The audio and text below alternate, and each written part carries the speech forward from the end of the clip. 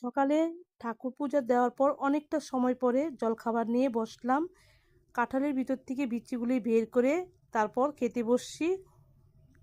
কাঁঠালটা গতকাল সন্ধ্যার সময় একদম পেকে গেছে। মাকে বললাম আগামীকাল ভাঙবে ঠাকুর পূজা দিয়ে, তারপর কাঁঠাল আমরা খাবো। তো জলখাবারটা খেয়ে এদিকে হলুদ নুন মেখে রেখেছি চিকেনে। তার আগে চিকেনটা ভালো করে ধুয়ে রেখেছি, আর মাছের থেকে তেল বেরিয়েছে। মাছটা অনেকটা পরিমাণে এনেছে।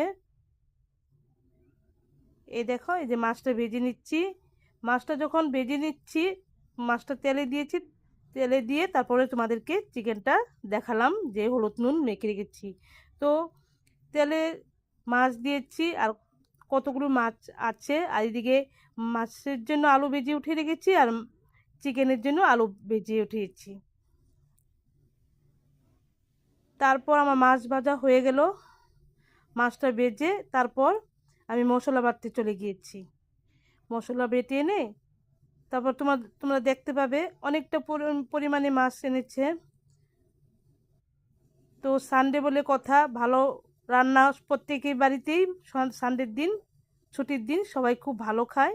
তো মশলা বেটে এনেছি, সবটাই মিক্সড করে রেখেছি। তোমরা ভালো করে জানো, কাশ্মীরি গুঁড়াই অল্প পরিমাণে দিয়েছি, আর নুন হলুদ একটু চিনি, আর এদিকে তেলে দিয়ে দিলাম তেজপাতা, শুকনো লঙ্কা, জিরে আর এলাচি আর দারচিনি। গরম মশলা ফোড়নে দিয়ে এখন মশলাটা দিয়ে মাছটা রান্নাটা করব। আর মাছে যে অল্প একটু তেল উঠিয়ে রেখেছি কেন, এতগুলো মাছ ভেজেছি, অনেকটা তেল দিয়ে ভেজেছি। মাছ যখন গাবলাতে রেখেছি দেখতে পাবে, এই যে দেখো কতটা তেল। এই জন্য হাতাতে অল্প পরিমাণে তেল উঠিয়ে রেখেছি। তো মশলাটা ভেজে নিচ্ছি। মশলাটা কষিয়ে এদিকে আমি ভাতও বসিয়ে দিয়েছি। আমি স্টোরিতে ছবি পোস্ট করেছি, মাছ মাংস যে রান্না করেছি সেটা স্টোরিতে ছবি পোস্ট করি। এখন গুড আফটারনুন পোস্ট করি না আমি। আর এদিকে দেখো মাছের তেলটা যে রেডি করে রেখেছি। এই যে দেখো, এখানে পেঁয়াজ, একটু নুন হলুদ কাঁচা লঙ্কা সবটা দিয়ে আর চাউলের গুঁড়া দিয়ে ভেজে নিচ্ছি। সবটাই দেখতে পাবে। এদিকে মাংসটা বসিয়ে দিলাম, এদিকে ভাতও হয়ে গেছে। তো মাংসটা বসিয়ে একটু ঢেকে দিয়েছিলাম। তো একটু কষিয়ে নিচ্ছি, তাই একটু দেখালাম তোমাদেরকে। তো এদিকে মাংসের জন্য একটু গরম জলও বসিয়ে রেখেছি।